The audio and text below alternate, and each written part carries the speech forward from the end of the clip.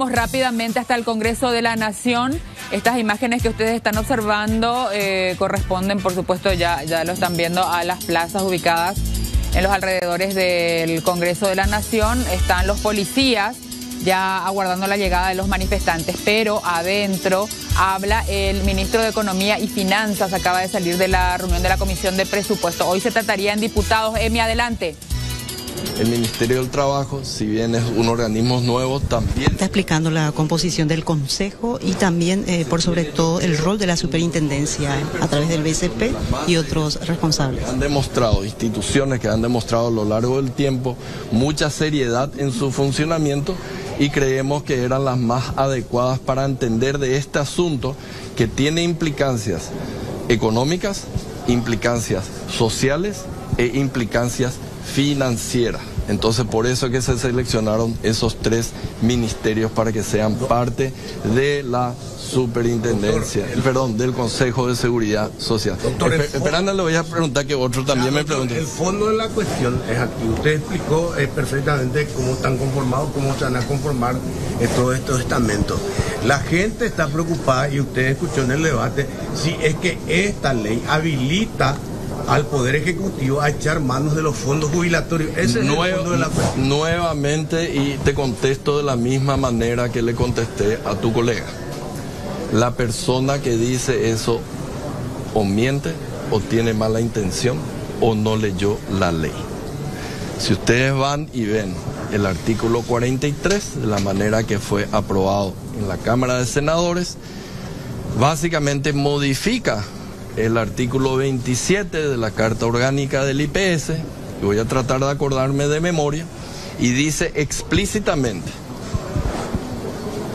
el instituto no podrá otorgar préstamo al Estado, entes descentralizados o municipalidades. Punto. Tampoco podrá adquirir bonos u otros títulos emitidos por el Tesoro. Si eso no es lo suficientemente claro, yo tengo un serio problema del español realmente, porque claramente dice de que el IPS bajo ninguna forma, porque algunos decían no, el bono no es un préstamo, lo cual es un error, el bono es un préstamo, bajo ningún concepto va a poder adquirir algún documento, título de deuda, etcétera, etcétera, del Estado. En eso somos conscientes de lo que le preocupaba a la gente y hemos sido bien explícitos qué poner ahí, y lean, porque si no hay muchas ¿Ratifica mentiras. que el IPS es tonto al no... Yo ratifico desde el punto de vista... no aceptar bonos del Estado. Yo te garantizo, ¿para qué voy a decir si es tonto o no? Yo tengo mi cartera de inversión, que por supuesto no es tan grande como la IPS, bonos del Tesoro. ¿Qué le dice el Estado, ministro? Espera, voy a pasar acá al otro lado porque todavía no le escuché. Ministro, usted, el Estado le debe 500 millones de dólares a IPS, sí, y hoy quiere controlar. Sí. O sea, ¿qué le responde a los trabajadores en ese sentido? Esta es la primera vez de que realmente dentro del acuerdo que se ha firmado, ¿verdad?, entre empresarios, jubilados, gobierno y clases obreras, en donde uno de los artículos de ese acuerdo, y te invito a que lo leas, básicamente se va a sentar nuevamente toda esta gente y se va a ver la forma en honrar una deuda histórica que se tiene. Yo soy un convencido de que las deudas se pagan. Por eso, desde que llegué al ministerio, me he encargado de buscar los mecanismos legales para que se haga o se honren las deudas que se tienen con constructoras y con las farmacéuticas. También, cuando nos sentamos de un inicio, dijimos, acá hay una deuda histórica con el IPS, tenemos que honrarla. Pero son dos cuestiones diferentes que no podemos meter en la misma ley.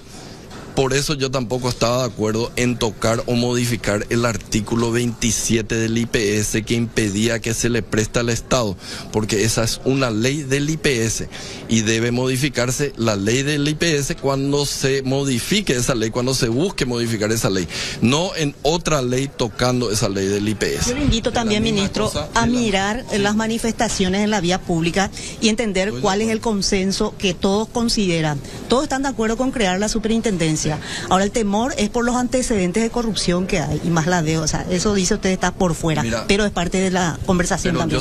Yo estoy de acuerdo con que tenemos que honrar y nos vamos a sentar a ver cómo vamos a empezar a pagar. Lógicamente no voy a poder pagar de una sola En medio de esta vez. crispación, ministro, le insisto, ¿por qué tanta premura? ¿Por qué tan acelerados ustedes para que hoy se sancione? Yo te voy a hablar, Viendo la crispación. yo te voy a hablar todo lo que corresponde al fondo, que es lo que estuvimos hablando ahí adentro. Sin problema hablamos de las cuestiones de fondo de la cosa. La forma, justamente por eso salimos nosotros. Es soberano el Senado, es soberano el diputado de cómo, cuándo van a realizar el tratamiento de eso. Yo soy apenas el ministro de Economía, donde hice una defensa técnica de lo que es el proyecto de ley. Y creo que tiene mayoría en ambas cámaras, ministro, eso no puede tampoco. Puedo terminar de hablar. A las tontas y a las locas están avanzando, dicen ellos, sin darle oportunidad a los trabajadores que son los dueños de la plata. O sea, Claro de los que recursos son que aportan a la previsión. Claro que son dueños de la plata, y justamente por eso es que este proyecto de ley se origina con una redacción que han hecho las centrales sindicales. Pero ellos no hicieron consulta interna, ministro, no hicieron una consulta con los trabajadores que aportan a esos gremios. Eso es lo que denuncian también.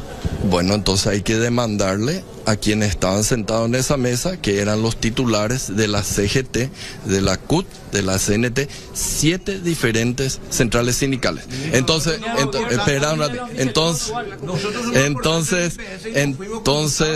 Entonces, como decían ahí adentro, o sea, cada uno de ellos son representantes de sus bases y cada uno de ellos es responsable de consultar a sus bases.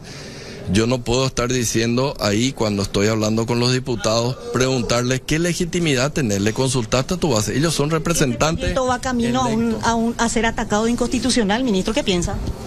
Y quisiera saber en qué artículo es inconstitucional, porque justamente el origen de todo este proyecto es el artículo 95 de la Constitución Nacional, en donde no te da ninguna alternativa, te dice estarán, que es mandatorio, estarán supervisadas por el Estado. Entonces, ¿cómo puede ser inconstitucional si el artículo 95 manda a que estén supervisadas? Tiene que tener el consenso de todas las partes, ministro. Podemos discutir sobre eso, pero no es una cuestión constitucional o no, porque la Constitución no te dice que tiene que tener... La urgencia de un proyecto de ley te habilita, ministro, a tratar en 30 días. ¿Por qué usted, o sea, hace poco De nomás presentaron? nuevo, yo estoy como ministro de Economía y te voy a hablar del fondo de la cuestión, de la parte técnica. La cuestión es política, que corresponde cómo y cuándo aprobar. Eso le va a corresponder de manera soberana al Senado y a la Cámara. Parte de lo que está manifestando el ministro de Economía y Finanzas, Carlos Fernández Valdovinos, al salir de la reunión de presupuesto de la Cámara de Diputados, donde prácticamente es un hecho, a juzgar por lo que están adelantando, incluso el propio presidente de la Cámara de Diputados, también el de senadores que se reunieron también allí en forma paralela. Hoy se trataría y se liquidaría el tema en diputados, Santi. Vamos a ver qué pasa.